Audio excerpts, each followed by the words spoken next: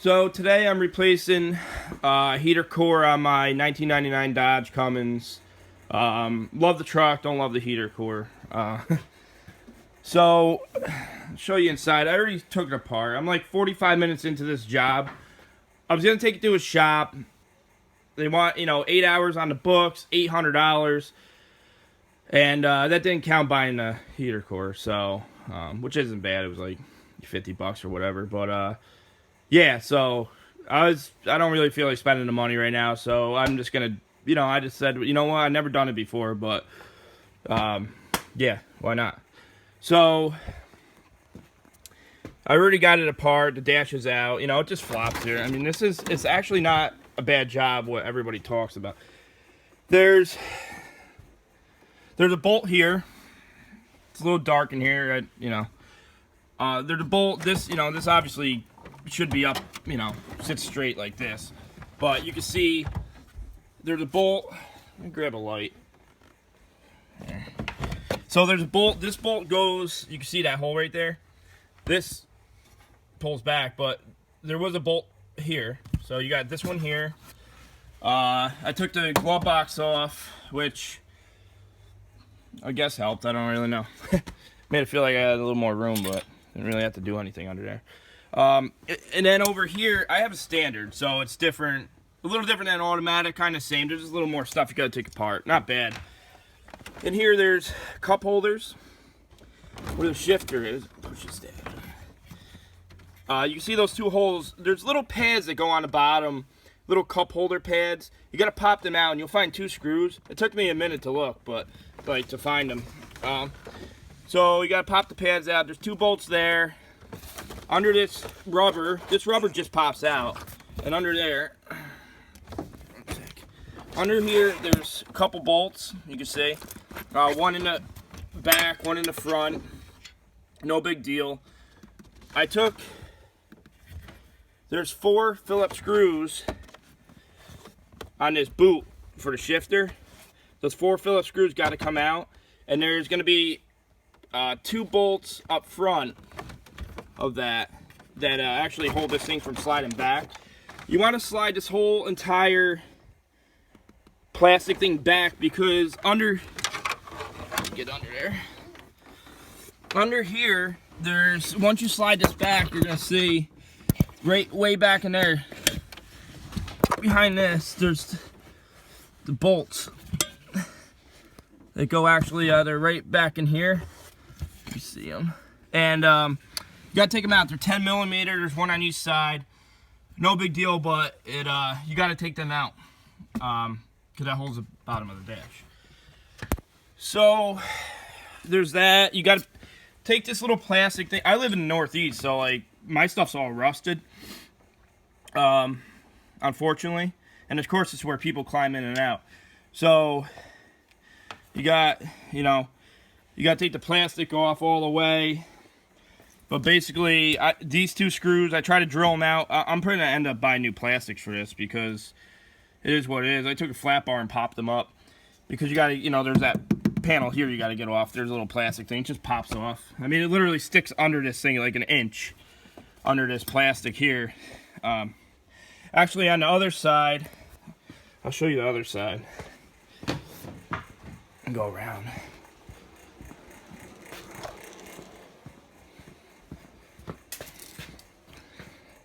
So on this side of the truck, same thing, there's a bolt under here, same as the other side.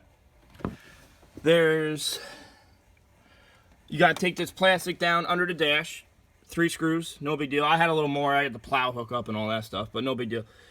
3 screws, that falls down, and then the steering column. You're gonna want to take the steering column down.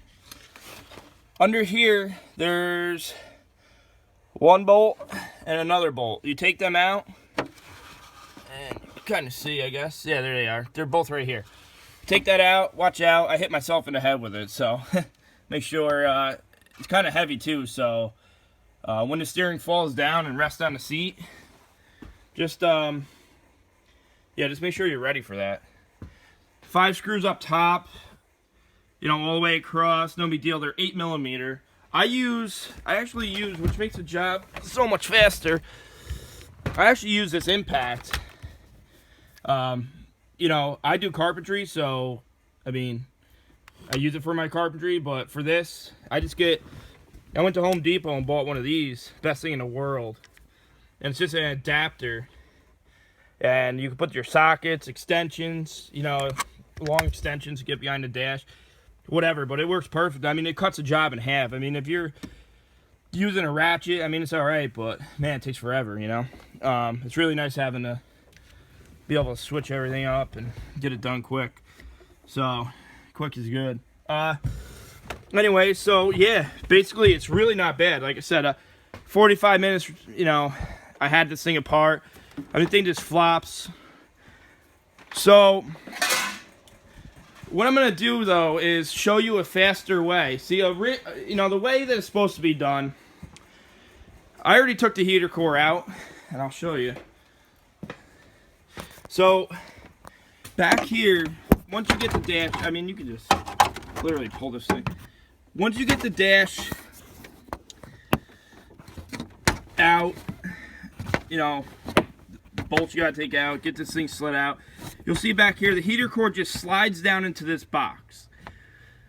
What I did was, I took these tubes that were originally part of the, you know, heater core.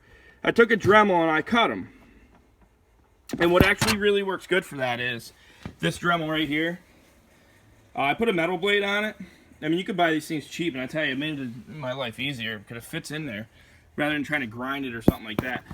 So basically, I cut these tubes and slid, and there's like 2 screws on top, Phillips, that you gotta take out, and a ground wire. Make sure that goes back on. But basically, this heater core, once I cut them, it just slid up out of there. I mean, it was like, I don't know, pretty simple, surprisingly. So this is a heater core.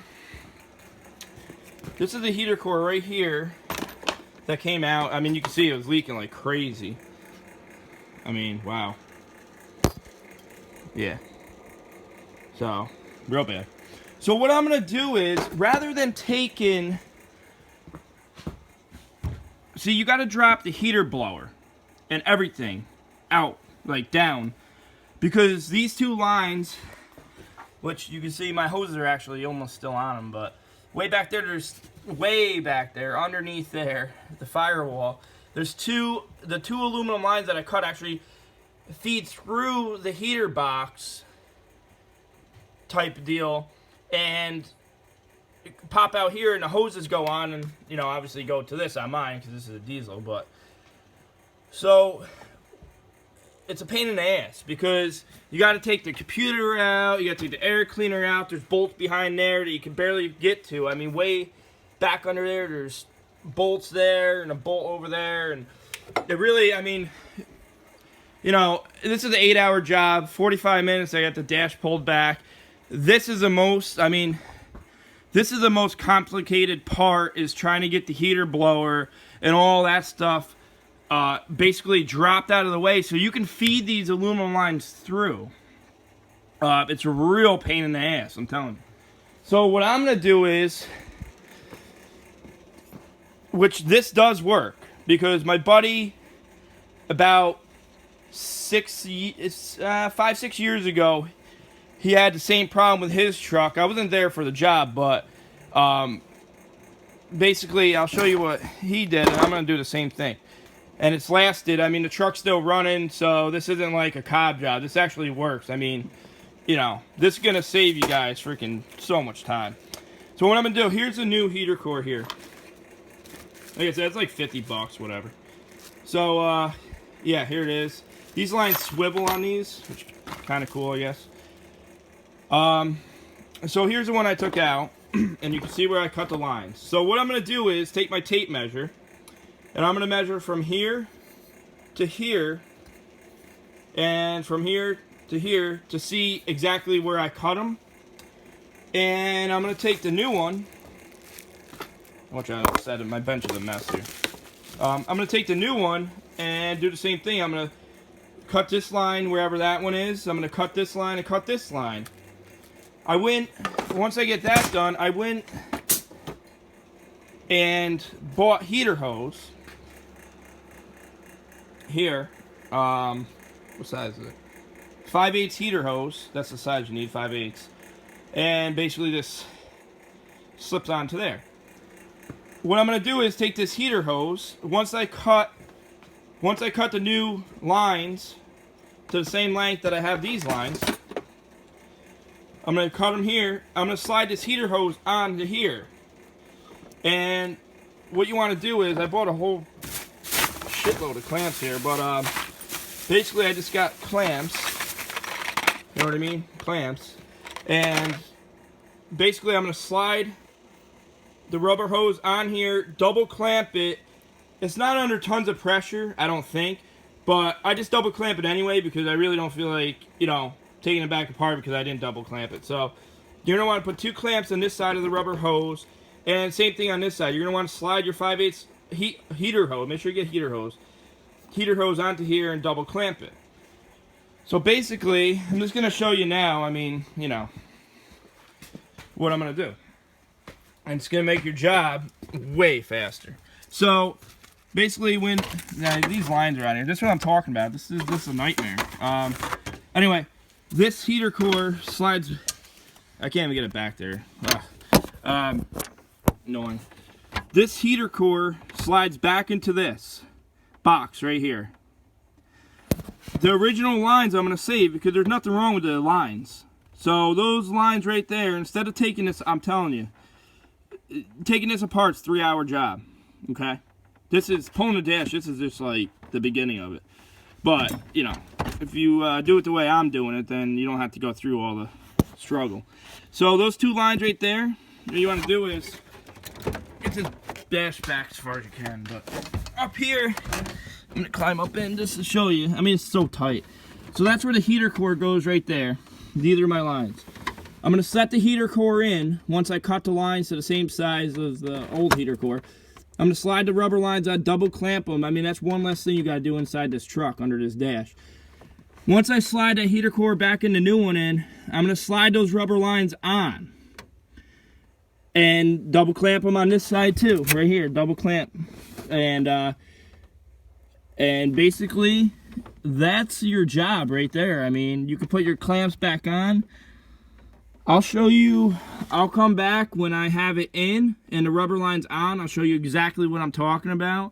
But this is going to save you, this is the 6-hour difference here. Okay, so I got the heater core in.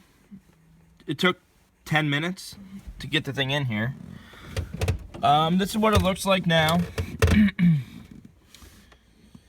Nice, neat, clean job. You got the ground wire back on, the clamp back on. So, advice. There's a clamp way back that sits way back in there with a Phillips screw.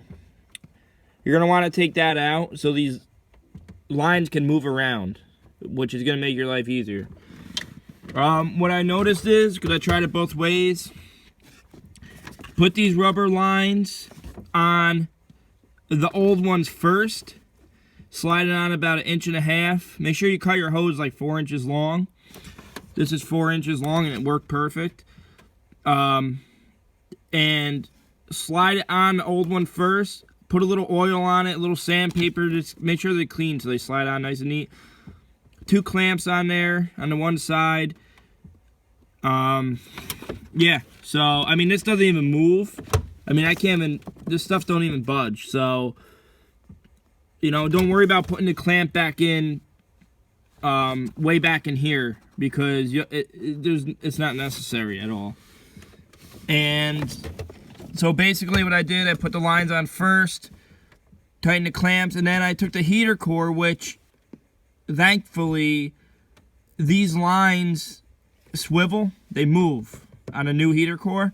That's going to help you because when you put the heater core, when you slide it down in there, when you slide it down in this case, what it's going to do, you're going to twist this line, you're going to hold the rubber hose up, and this line, put a little oil on it. This, when you slide the heater core in, you can just slide it on, like this drops right in place, and these 2 lines just slip right on.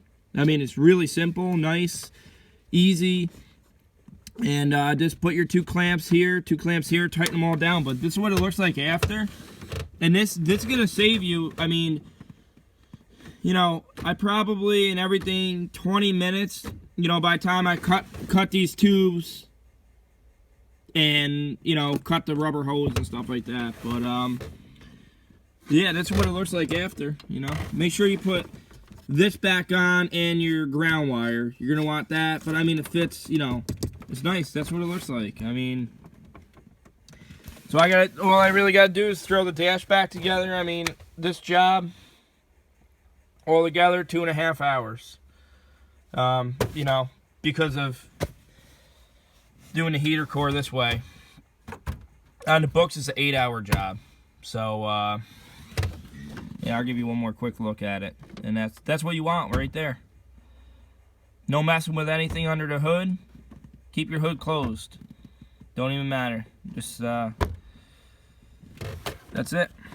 Well, I hope it works out for you, and I hope it saves you a whole lot of time.